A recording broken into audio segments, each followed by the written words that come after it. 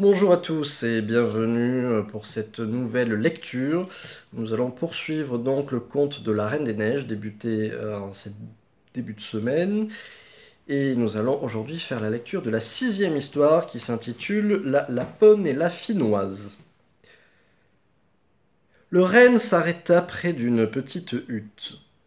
Elle avait bien pauvre apparence, le toit touchait presque à terre, et la porte était si basse qu'il fallait se mettre à quatre pattes pour entrer et sortir. Il n'y avait dans cette hutte qu'une vieille lapone qui faisait cuire du poisson, une petite lampe éclairait l'obscur réduit.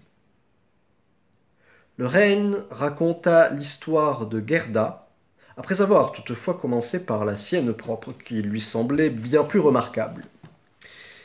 Gerda était tellement accablée de froid qu'elle ne pouvait parler. « Infortuné que vous êtes, dit la lapone, vous n'êtes pas au bout de vos peines. Vous avez encore un fier bout de chemin à faire. Au moins 100 lieues dans l'intérieur du Finnmarken. C'est là que demeure la Reine des Neiges. C'est là qu'elle allume tous les soirs des feux pareils à ceux du Bengale. Je m'en vais écrire quelques mots sur une morue sèche, je n'ai pas d'autre papier, pour vous recommander à la Finnoise de là-bas, elle vous renseignera mieux que moi. » Pendant ce temps, Gerda s'était réchauffée. La lapone lui donna à boire et à manger. Elle écrivit sa lettre sur une morue sèche et la remit à Gerda qu'elle rattacha sur le renne. La brave bête repartit au triple galop. Le ciel étincelait. Il se colorait de rouge et de jaune. L'aurore boréale éclairait la route. Et ils finirent par arriver au Finnmarken et heurtèrent à la cheminée de la Finnoise dont la maison était sous terre. Elle les reçut et leur fit bon accueil. Quelle chaleur il faisait chez elle! Aussi n'avait-elle presque pas de vêtements. Elle était naine et fort malpropre, du reste excellente personne. Elle dénoua tout de suite les habits de Gerda, lui retira les gants et les bottines. Sans cela, l'enfant aurait été étouffé de chaleur. Elle eut soin aussi de mettre un morceau de glace sur la tête du renne pour le préserver d'avoir un coup de sang. Après quoi elle lut ce qui était écrit sur la morue, elle le relut 3 fois de sorte qu'elle le savait par cœur. Alors elle mit la morue dans son pot-au-feu. Dans son pays si pauvre, la Finnoise avait appris à faire bon usage de tout. Le renne conta d'abord son histoire, puis celle de la petite Gerda. La Finnoise clignait ses petits yeux intelligents, mais ne disait rien. « Tu es très habile, je le sais, dit le renne. Tu connais de grands secrets. Tu peux, avec un bout de fil, lier tous les vents du monde. Si on dénoue le premier nœud, on a du bon vent. Le second, le navire fend les vagues avec rapidité.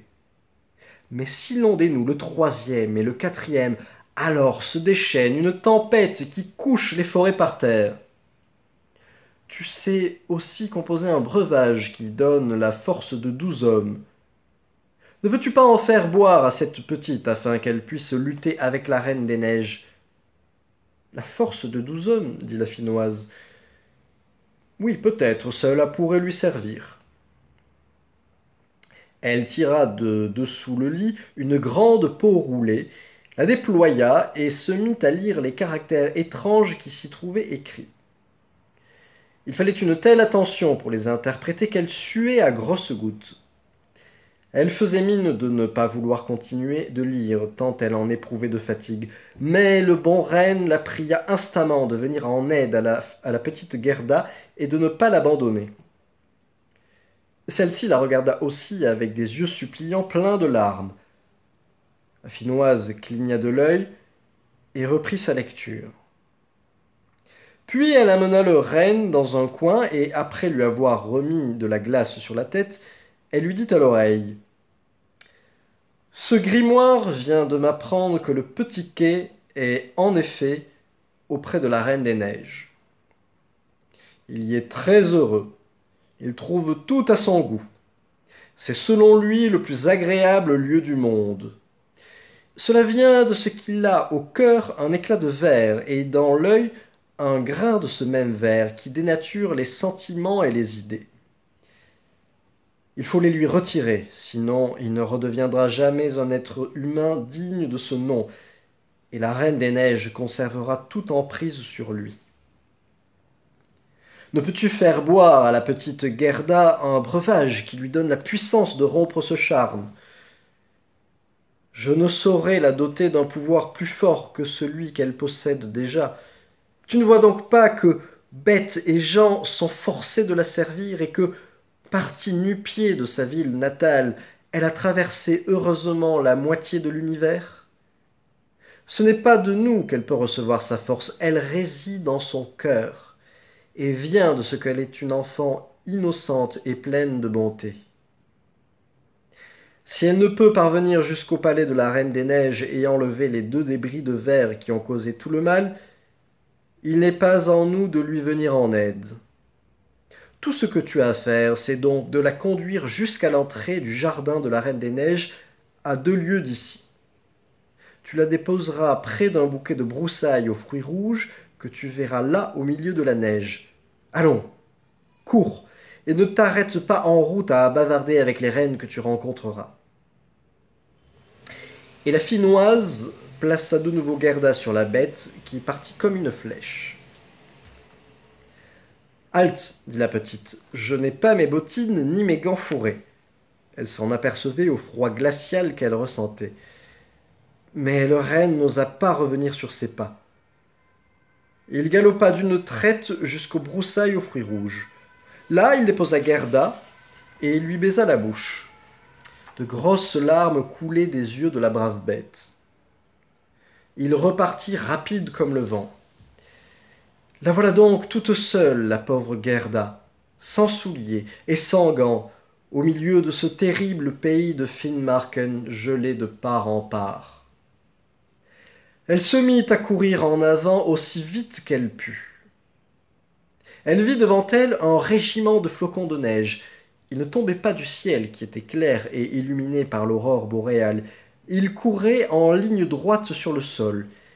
Et plus ils s'approchaient, plus elle remarquait combien ils étaient gros.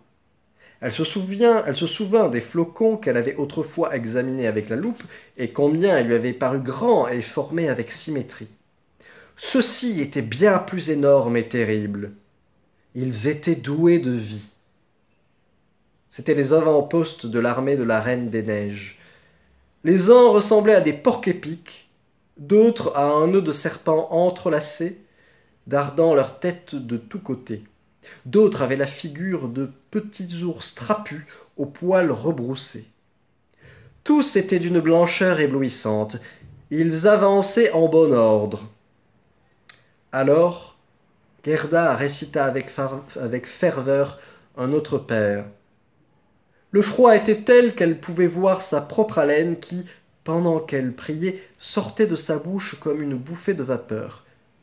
Cette vapeur devint de plus en plus épaisse, et il s'en forma de petits anges qui, une fois qu'ils avaient touché terre, grandissaient à vue d'œil.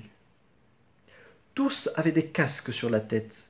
Ils étaient armés de lances et de boucliers. Lorsque l'enfant eut achevé le pater, il y en avait une légion. Ils attaquèrent les terribles ils attaquèrent les terribles flocons, et avec leurs lances les taillèrent en pièces, les fracassèrent en 1000 morceaux. La petite Gerda reprit tout son courage et marcha en avant. Les anges lui caressaient les pieds et les mains pour que le froid ne les engourdît point. Elle approchait du palais de la Reine des Neiges. Mais il faut à présent que nous sachions ce que faisait Kay. Il est certain qu'il ne pensait pas à Gerda et que l'idée qu'elle fût là, tout près, était bien loin de lui. Voilà, c'est la fin de l'histoire et nous reviendrons donc vers Kay et Gerda demain pour la dernière histoire. Et oui, déjà la dernière histoire. D'ici là, je vous souhaite une bonne soirée, une bonne journée selon l'heure à laquelle vous regardez cette vidéo et prenez soin de vous.